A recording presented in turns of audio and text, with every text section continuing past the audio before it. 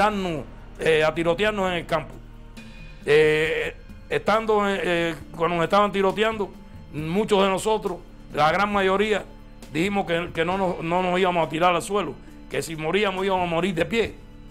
Entonces, cerca de mí vi caer a Dani Álvarez Molina.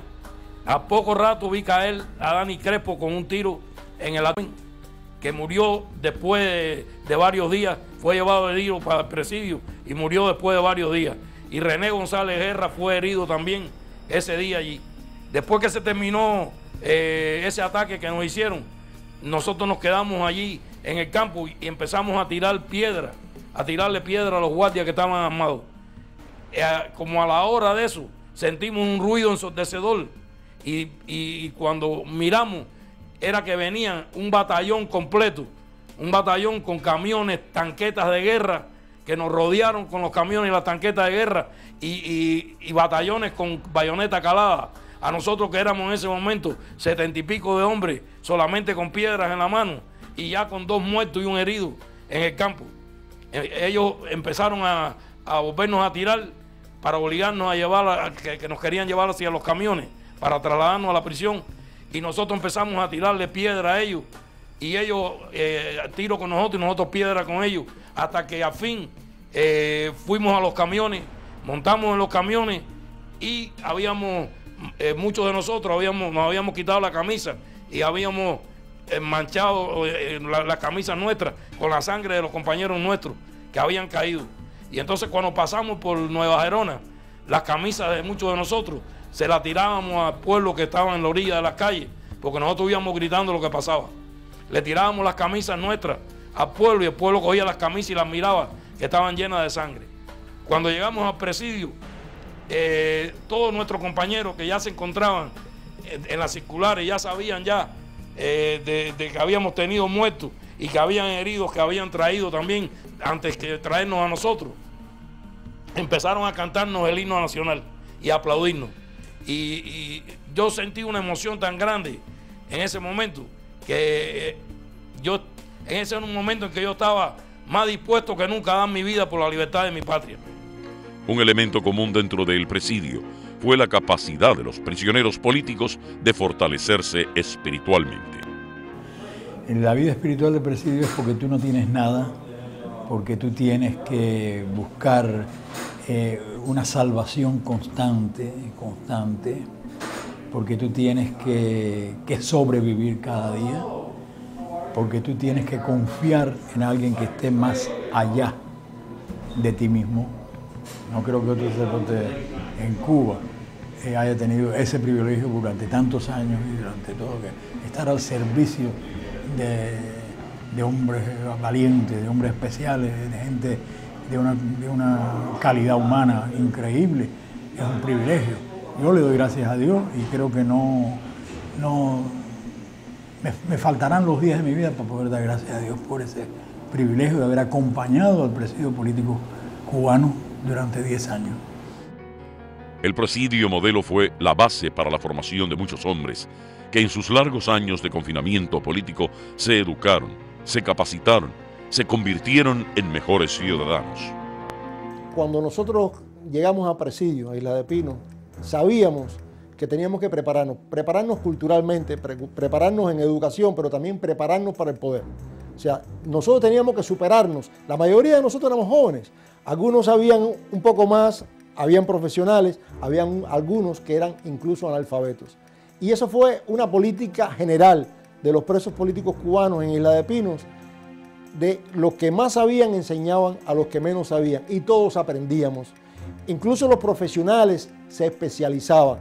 Si eran doctores, a lo mejor estudiaban economía y se estudiaba oratoria. O sea, era una política general de que teníamos que superarnos desde todo punto de vista. Y entonces el propósito que yo me hice, tratar de salir de aquí un hombre mejor de lo que entré. Y donde quiera que yo tuve la oportunidad de estudiar, yo no dejaba los libros ni un solo momento, nada más que para distraerme un poco jugando ajedrez y esto. Entonces, en el pabellón de castigo, que lo que tenía eran los calzoncillos y 2 platos de aluminio llenos de agua en el suelo, yo lo que me pasaba a repasar los idiomas en mi mente y todo lo que yo había estudiado, Y a mí no me alcanzaba el tiempo porque yo me hacía un programa. O sea, según los días de la semana, las horas del día, yo tenía mi programa de estudio. Entonces, pues recordando los idiomas, recordando la historia. Una de las formas que teníamos de desarrollar la cultura es a través de las bibliotecas, por ejemplo.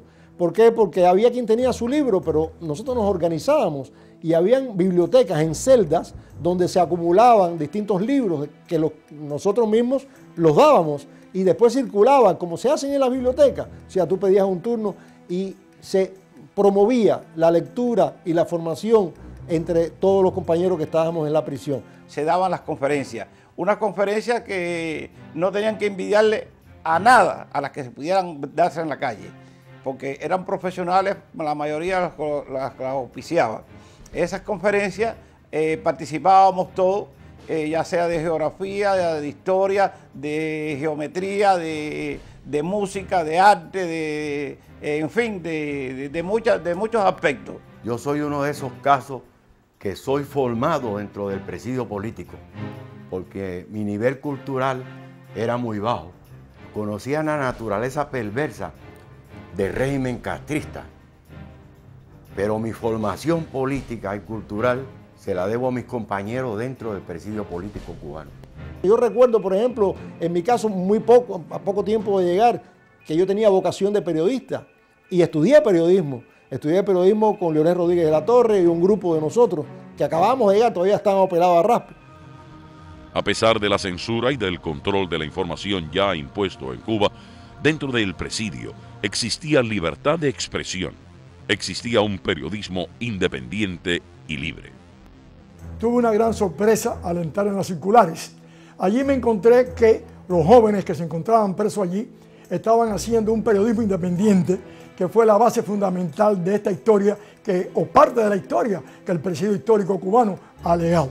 Los jóvenes trabajaban de muchas maneras el periodismo. Uno de ellos era con los radios.